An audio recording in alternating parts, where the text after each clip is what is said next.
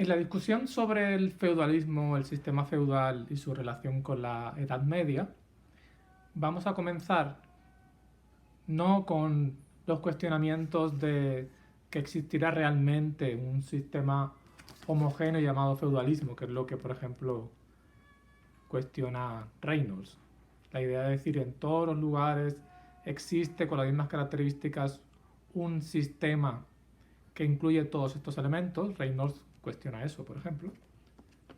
Es decir, por ejemplo, que los feudos y los vasallos siempre coincidan y que eso coincida con la jurisdicción, por decir algo. Después iremos a eso.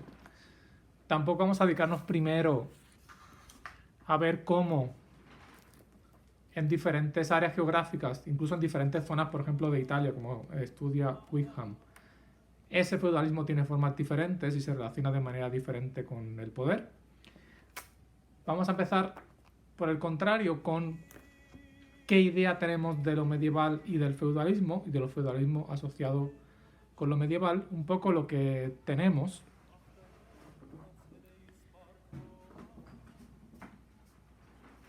apuntado en este esquema, ¿no? Que lo que pretende es hablar de aquello que asociamos casi de manera inconsciente o natural con el feudalismo y con ese feudalismo que asociamos con la Edad Media. Bien.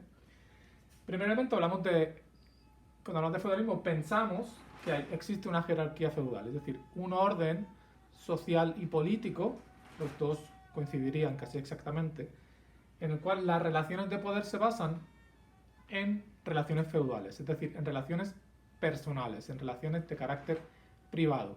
En esa lógica, en ese esquema, tendríamos o no al emperador, dependiendo de la zona, del área geográfica. Tendríamos siempre en última instancia al rey, pero un rey que es, en esta lógica, es la cabeza, el ápice de la jerarquía de la pirámide feudal, simplemente porque es el señor de otros señores. Es decir, lo que se plantea aquí es que todo el mundo es vasallo de todo el mundo y que el rey está al final, o el emperador en su caso, al final de esta acumulación, de esta sucesión, de esta cadena de relaciones de dependencia, pero que la relación del rey con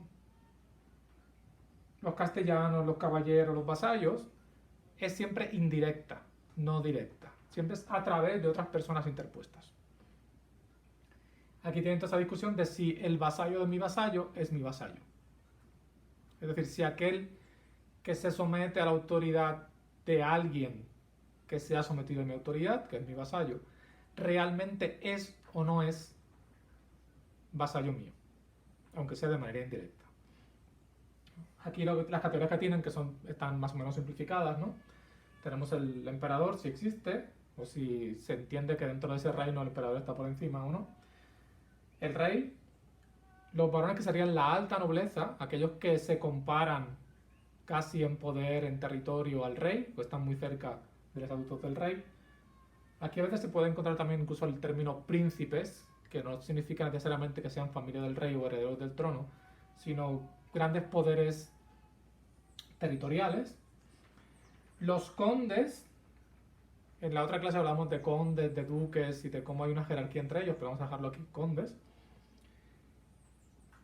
que al menos en época carolingia tienen poderes públicos, fiscales, militares, son agentes del Estado, después eso probablemente va a cambiar. Los castellanos, es decir, ahí vamos a los términos, conceptos que asociamos con lo medieval. El castellano es el que administra un castillo. Es decir, caballeros, castillos, vasallos, relaciones feudales son conceptos que asociamos de manera casi espontánea con lo medieval y con el feudalismo. Pues bien, el castellano es el que administra un castillo. Y como administrador de ese castillo, frecuentemente se entiende que posee jurisdicción. Es decir, capacidad para ejercer como juez, capacidad para ejercer como autoridad pública, es decir, lo que se le llama imperio también. Entonces, el castellano tendría a su servicio unos vasallos específicos peculiares que serían los caballeros, aquellos que le sirven a él como ejército privado o público, en el sentido de una guerra entre diferentes reyes, por ejemplo, son aquel entorno, aquel séquito, aquel ejército de montado a caballo que lo va a seguir a él cuando vaya a la guerra, sea con un castellano o señor vecino, sea porque ha sido convocado para la guerra por una autoridad superior, por un señor del propio castellano.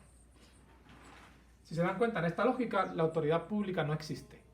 No existe el impuesto, no existe una manera de imponer la voluntad del rey o el emperador sobre, o incluso del conde si tiene todavía autoridad pública, sobre la población y el territorio. Todo se basa en relaciones personales que son individuales, que son privadas entre personas.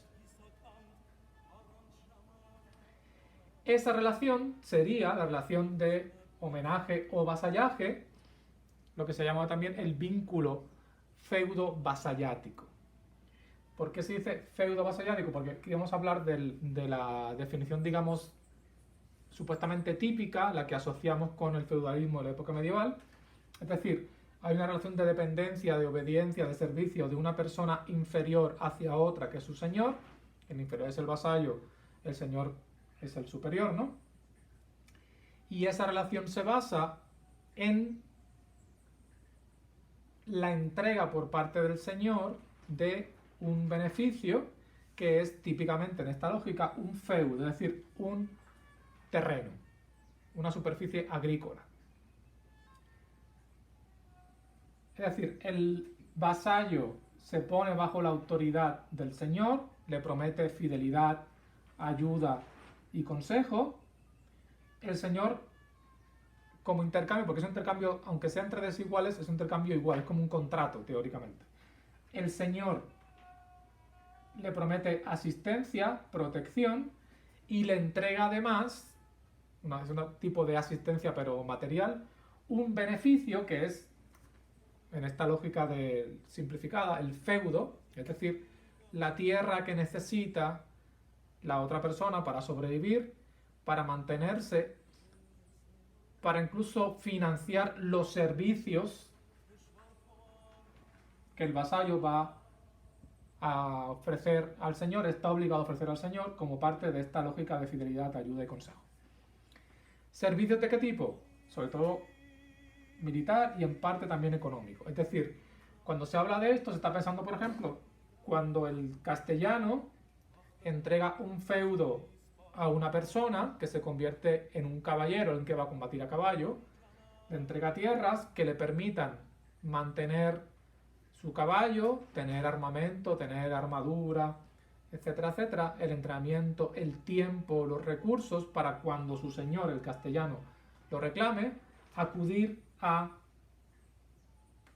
ayudar militarmente a su señor. En lo económico hay elementos como el rescate, es decir, si el señor es secuestrado, se pide un rescate, pues supone que el vasallo ayude económicamente, iría a la guerra con él, claro, o ayuda en caso de ir el señor a la guerra. Y, por ejemplo, también ayuda económica cuando el hijo del señor va a ser proclamado, va a ser ordenado caballero, que es otra categoría diferente. Es decir, usamos caballero para dos cosas, en realidad, para el que combate a caballo y para el que tiene el estatus, ha pasado por el ritual, por la ceremonia de convertirse en caballero, de armarse caballero, que es otra cosa. Lo que debe el vasallo al señor también es el consejo que se dice, es decir, el acudir a aconsejar, ayudar, asesorar, a ejercer incluso como jurado, juez, en los juicios y en la corte, es decir, el entorno del señor.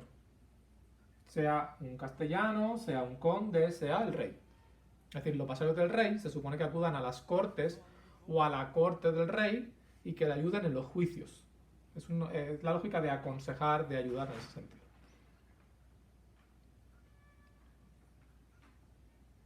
Finalmente tenemos también la figura, categoría del caballero estrictamente hablando, ¿no? Para ser caballero te has de armarte caballero o adobarte caballero o ordenarte caballero, diferentes términos para decir eso en diferentes lenguas. Y hay todo un ritual, toda una lógica que aunque es precristiana, o aparentemente es laica, al final se le va a dar un sentido cristianizado o un barniz cristiano por parte de la Iglesia. Y eso tiene que ver con lo que tienen aquí, ¿no? Que la ceremonia acaba haciéndose en muchos casos dentro de la Iglesia o incluye una bendición, una participación de un obispo, por ejemplo. Pero inicialmente, originalmente,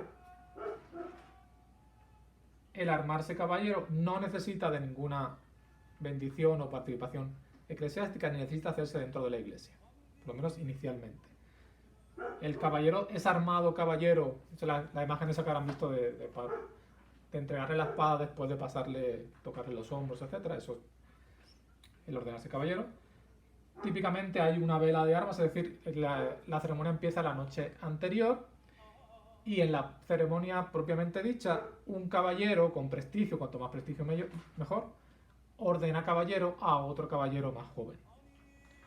La lógica de la caballería y de los tratados de caballería, etc., va a llevar además a darle un prestigio al caballero, a este estatuto, a este tipo de ceremonia, que va a hacer, por ejemplo, que los reyes se entienda que deben ser siempre caballeros antes de ser coronados o proclamados reyes. Y por eso también, por ejemplo, la cuestión de la ayuda para cuando se ordena caballero al hijo, pues el rey la va a usar con los varones o con los condes para pedir una ayuda en el momento en que su hijo se ordena caballero, que es como un paso previo para poder después ser proclamado rey. El estatus de caballero en ese sentido, claro, tiene que ver, está asociado al estatus elevado, al reconocimiento del caballero mayor, que es quien ordena caballero al inferior. Después aparecerán también las órdenes de caballería, que son un paso más allá en todo esto.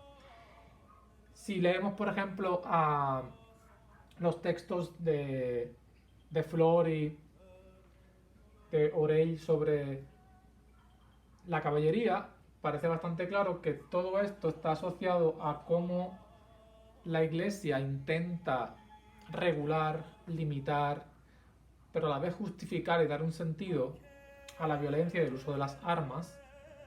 Y en parte puede tener que ver también toda esta ceremonia, toda esta lógica, sobre todo cuando hay participación de la Iglesia, con la popularidad y la reinterpretación de los textos del ciclo artúrico, lo que tiene que ver con la historia del rey Arturo, los caballeros de la tabla redonda, etcétera, etcétera.